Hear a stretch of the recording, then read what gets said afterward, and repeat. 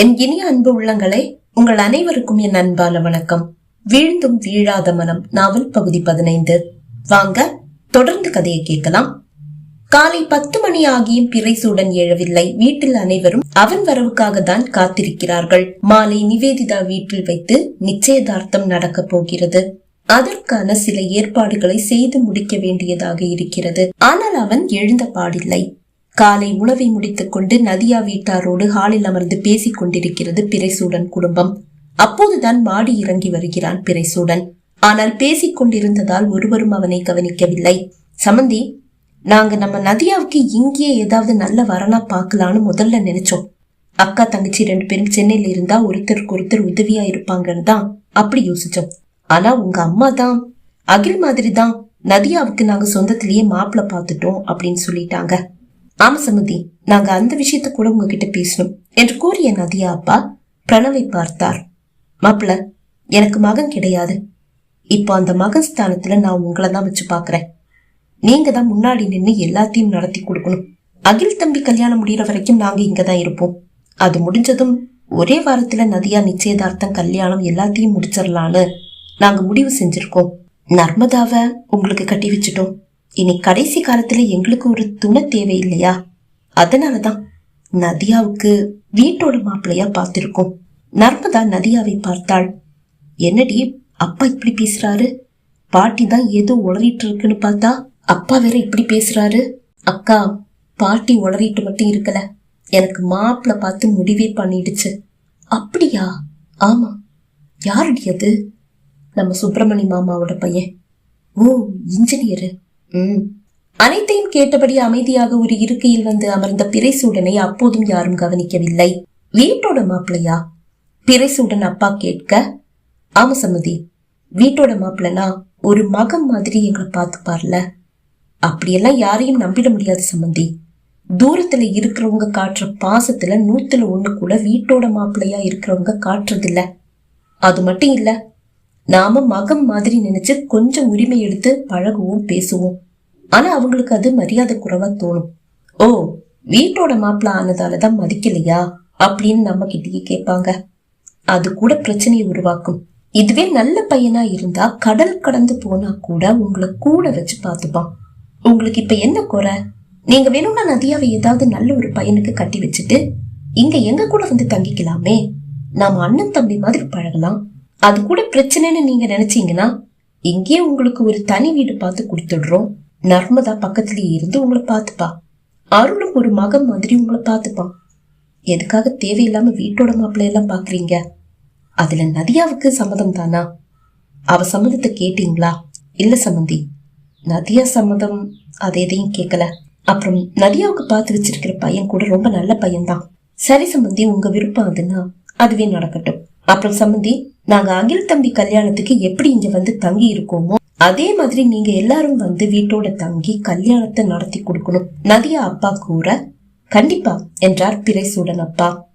Uncle, வீட்டோட மாப்பிள்ளைன்னு சொன்னீங்க, நதியாவுக்கு இதுல விருப்பம் தானா? அது நீங்க நதியா கிட்ட கேக்குறது நல்லது இல்லையா? பிரணவ் கூற, நதியா கிட்ட பிடிச்சிருக்கா இல்லையான்னு கேட்கலப்பா. நர்மதா கிட்ட கூட நாங்க எதையும் கேட்கலையே. நர்மதா கிட்ட நீங்க கேட்கல, ஆனா நான் கேட்டுட்டேன். அதே மாதிரி மாப்பிள்ள தம்பி நதியா கிட்ட கேட்பாரு.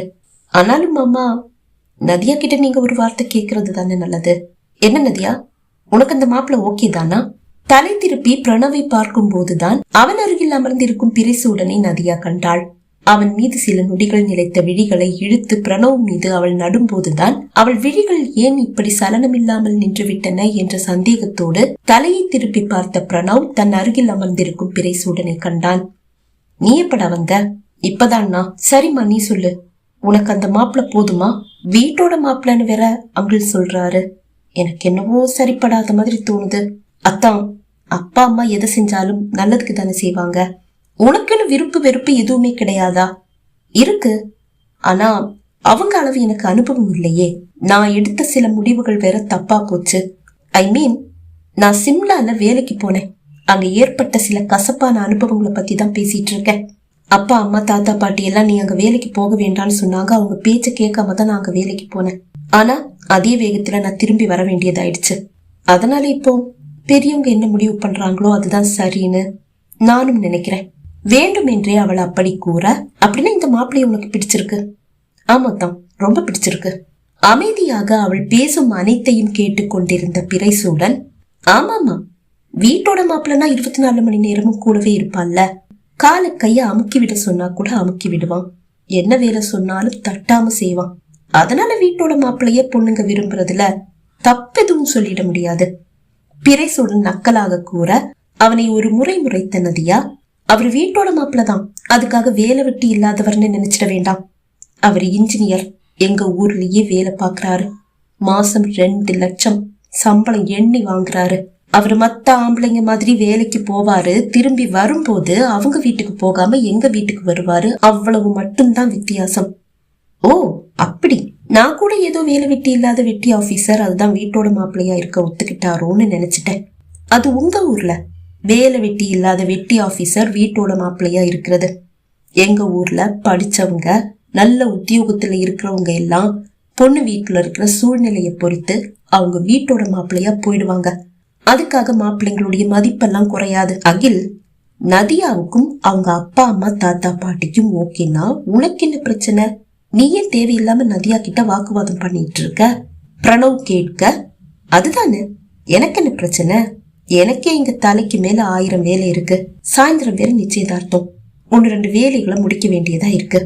நான் போய் ஏன் வேலையை பாக்குறேன். மத்தவங்க விஷயத்துல மூக்க நுழைச்சு நான் என்ன பண்ண போறேன்? அவன் எழுந்து கொள்ள, டேய் டிஃபன் சாப்பிடலையாடா? அவன் அம்மா கேட்க, பசிக்கலமா என்று கூறிவிட்டு மாடிக்கு சென்றவன் சில நிமிடங்களில் தயாராகி கீழே வந்தான்.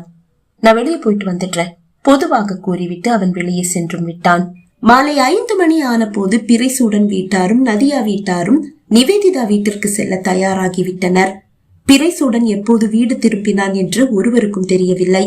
அவன் இதுவரை வரவில்லை என்றுதான் முதலில் அனைவரும் நினைத்தனர். அவனது அம்மா ஏதோ வேலையாக வெளியே செல்லும் போதுதான் அவனது கார் வெளியே நிற்பதைக் கண்டு அவன் வந்ததை புரிந்து கொண்டு, அகில் இன்னும் வரலையா என்று கேட்ட அப்பாவிடம், வந்திருக்கான், கார் வெளியே நிக்குது என்று கூற அவன் வந்து விட்டான் என்பது அனைவருக்கும் தெரிந்தது. மாலை 6 மணிக்கு தான் நிச்சயதார்த்தம். இப்போது 5:15. அதுவும் மாடி இறங்கி வருகிறான் பிறைசூடன். மாப்பிள்ளை கலையோடு கம்பீரமாக இறங்கி வரும் அவன் மீதுதான் அனைவரின் விழிகளும் இருந்தது. டேய் சூப்பரா இருக்கடா, பிரணவ் கூற, தேங்க்யூண்ணா. சரிப்பா கிளம்பலாமா? அவன் அப்பா கேட்க, கிளம்பலாம்பா அவனும் கூற அனைவரும் நிவேதிதா வீட்டிற்கு புறப்பட்டனர். அந்த நொடி நதியா முகம் லேசாக வாழுவதை பிறைசூடன் கண்டான்.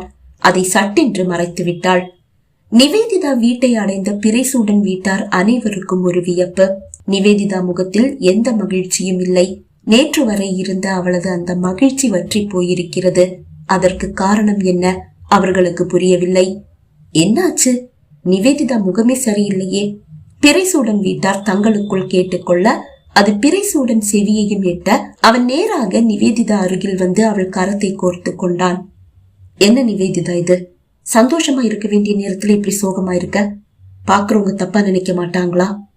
அத்தான், இதுக்கு மேல என்னால முடியாது. நான் அழாம நிக்கிறதே பெரிய விஷயம். என்னை தயார்படுத்திக்க எனக்கு எந்த கால அவகாசமும் கிடைக்கல. அதை நீங்க முதல்ல புரிஞ்சுக்கணும். அப்படின்னா சந்தோஷ கட்டிக்க உனக்கு விருப்பம் இல்லையா? அவன் காதல் உண்மையானது இல்லையா? அதெல்லாம் சரிதான். ஆனா சட்டுன்னு அவனை ஏத்துக்க என் மனசு தயாராக வேண்டாமா? நான் கொஞ்சம் கொஞ்சமா என்ன மாத்திக்கிறேன் தான். சரி, கொஞ்சம் சிரிச்ச மாதிரி நில்லு. ட்ரை பண்ற, ஆனா முடியல. அவள் விழிகள் பனிக்க, இங்க பார், கண்ணு நிறையுது, பாக்குறவங்க தப்பா நினைக்க போறாங்க, தொட. கைக்குட்டையை எடுத்து அவள் கண்ணீரை துடைத்துக் கொண்டாள். நேரம் மெல்ல நகர நகர நதியா இதய துடிப்பு அதிகமானது. 6 மணியை நெருங்க அவள் விழிகள் நிறைந்து வழிய ஆரம்பித்து விட்டது.